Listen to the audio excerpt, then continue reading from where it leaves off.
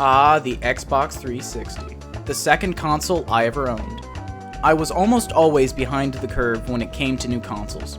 Even though I got the Wii in the middle of its life cycle, I got the Xbox 360 in 2014 when the Xbox One was already out, and I got the PS4 in 2017 after the PS4 Pro came out. And I still haven't gotten a PS5 or Xbox Series X or S. Even though I was usually behind in consoles though, ever since 2017, I had a PC. At first, it was a GTX 1050, which was not much more powerful than a PS4.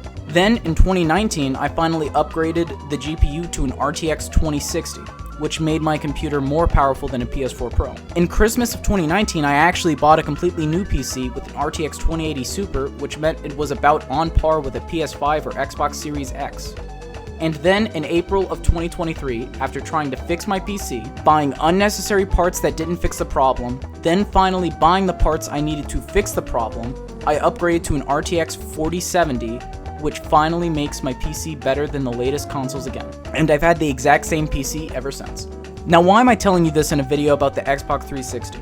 To show you that even though I'm a sucker for graphics, I still can appreciate dated hardware, and that even though I don't use my Xbox 360 nearly as often as I did at one point, I still am saddened by the closure of the Xbox 360 marketplace. But first, let's talk about the Xbox 360's legacy. So, how was the Xbox 360 as a console? Well, it had multiple revisions, both in motherboard, firmware, and exterior. At first, it was plagued with the all-too-common red ring of death, but eventually it got mostly patched out, although my friend's Xbox 360 of the newest revision got the equivalent to a red ring, although he admittedly didn't take good care of it up to that point. At first, they had a dashboard called the Blades dashboard. It was sleek and slick. It definitely had an early 2000s underground grunge aesthetic. After that came the NXE, New Xbox Experience dashboard. It's a mix between the Blades and the current dashboard. Some people like this one the most because it combines modern features with the not overly clean/prosthetic newer dashboard. Next came the Kinect dashboard.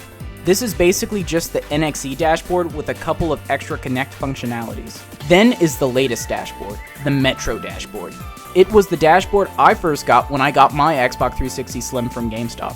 I actually had the choice of the Xbox 360 and Xbox One. Keep in mind this was before backwards compatibility was really in play, and I chose the Xbox 360 because that's what my friend had at the time. Although in hindsight, it might have been better to get the Xbox One due to backwards compatibility in the future, I do not regret my decision because I was able to experience a different time in modern day, and I was able to preserve a little bit of history along the way. Now for the exterior revisions. First were the Pro/Premium and the Core models. The Pro/Premium was the main model for this console. This model included a detachable hard drive, unlike the Core. It was initially 20 gigabytes, but later models had 60 gigabytes. The Core was basically a cheaper Xbox 360 without the external hard drive. This was later replaced with the arcade version 2 years later. The Elite came out a month before the arcade. It included a 120 gigabyte hard drive and a matte black finish, unlike the white of the other models at the time. It was the most expensive model at $479.99, but in my opinion, it is the best model. Then the Xbox 360 Slim came out in 2010, the model I personally have. This and all future models remained black like the Elite, but it originally had a glossy black finish before they changed it to matte. And it was a thinner, cheaper model with Wi-Fi functionality. Now for the final revision, the Xbox 360e. Coming out in 2013, around the same time as the Xbox One, it's an even cheaper, slim model that's designed to look oddly familiar to Microsoft's successor. Now that that's out of the way, let's talk about the closure of the Xbox 360 Marketplace. When I first heard of the Xbox 360 Marketplace closing, I was busy with so much at the time that I just put it off and thought that if I needed to make any last-minute purchases, I could do that closer to its closing.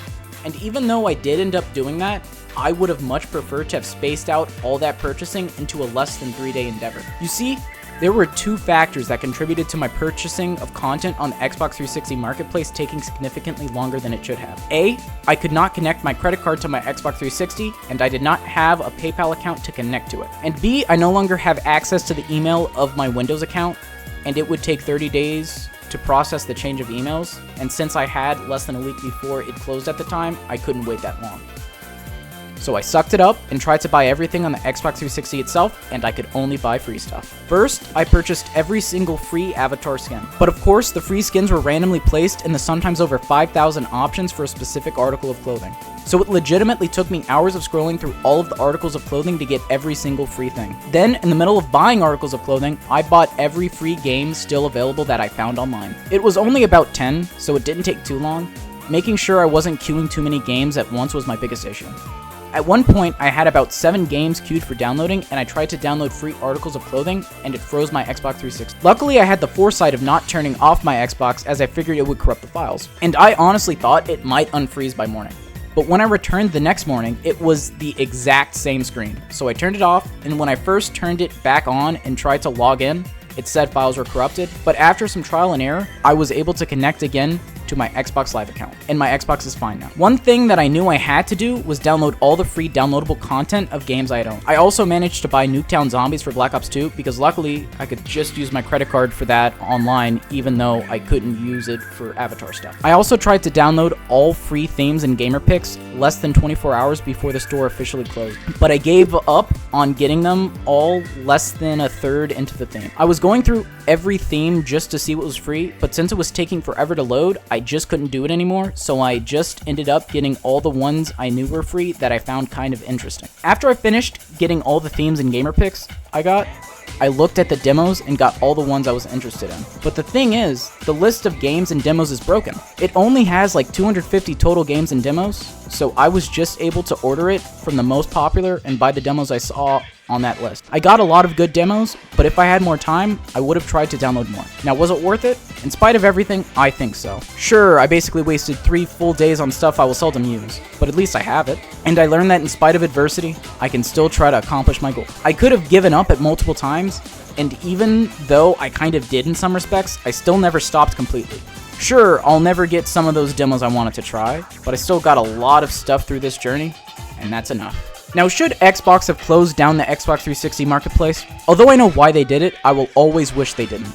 I wouldn't have wasted 3 full days of my life scrolling aimlessly through the Avatar store, themes, gamer picks, games, and demos, and future generations won't know everything that Xbox 360 had to offer. I'm always for preserving media. Heck, I'm lucky enough to have gotten Spec Ops: The Line before it was removed off of Steam. And now, a lot of things only available on Xbox 360 are gone for good, and that's never a good thing. But we can still enjoy what we have on our old systems or games that are now delisted that we got before they were removed. Even though it's gone for the most part, we are the lucky few that can still experience these things, and we can maybe let those of our future generations experience them too. But why am I telling you this long-winded story about the Xbox 360 and preservation? Because I care. And I don't have anything else to post, but that's besides the point. I want game companies to do better. I want us to do better. I want us to be able to remember and not forget. But if our past keeps getting erased, who can blame us for not remembering? That's why we need to show these companies that it is in their best interest to preserve the past. Show them that we still care. You may not believe it, but we are capable of making a difference in the world. And this isn't limited to just game preservation, but that's all I'm focusing on right now. We can be the few that do something about the circumstances we are in. We can do it. We can remember how you could at one point buy movies and TV shows on the Xbox 360. We can remember how you could buy endless free demos on the Xbox 360. How you could buy an endless number of games, some of which are gone forever. Although this is one thing I'm happy was removed from the store for a couple of years now, we can remember how there were endless ads on the Xbox 360. We can remember when the icons, most notably the game icon, weren't stretched out. We can remember all the free and paid for avatar items. We can remember all of this, because that's all we have left. In conclusion, I think that it's important to acknowledge the past while still yearning for a better future. We shouldn't erase history because it's inconvenient or outdated. Who are we to say that older games don't have merit, that they don't deserve to be preserved? Maybe I'm just an idealist who yearns for a time before his own, but that doesn't make me want it any less. From delisted games to simple gamer picks, it is important for us to remember the past, not just for ourselves, but for future generations. Thank you for watching this video.